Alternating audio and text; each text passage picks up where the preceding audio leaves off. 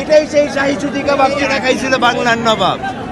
তার তারাপ আর ঘি কাবারে মশালা, এটাই বড় বাপের বোলাই খায়, ডঙ্গায় বইরা বইরা বাসায় নিয়ে যায়। ভাই কাস্টমার আলহামদুলিল্লাহ ভালো আছে। আপনি সন্ধ্যার কিছুক্ষণ আগে আসবেন, এসে দেখবেন আমার দোকানের মাল। আর আমি ওই রকম আহামরি ইয়া করে সেল করি না, আমি সীমিত প্রফিটে সেল করে দিই। এই জন্য আল্লাহর রহমতে আমার দোকানের মধ্যে একটা চাহিদা আলাদা, যে মানুষ জানে যে আমার কাছে যে টাটকা খাবারটা পাওয়া যায়, বাসি না। এখানে এই যে ঐতিহ্য গরম, এই যে বড় বড় শাহী পরোটা, এই যে শাহী পরোটা। এইখানে আছে আপনার সুতি কাবাব আছে, আপনার চিকেন রোল আছে, জালি কাবাব আছে, টিকা কাবাব আছে, সুতা কাবাব আছে, চিকেন পরোটা আছে, প্লেন পরোটা আছে, এবং বড় বড় ডিম চপ আছে, আলু চাপ, দো ভাজা, বেগুনি। এটা হলো একটা ফুল ডিম, এই জন্য আমাদের সাইজটা বড়। অর্ধেকও আছে, আপনার ছোট সাইজও আছে।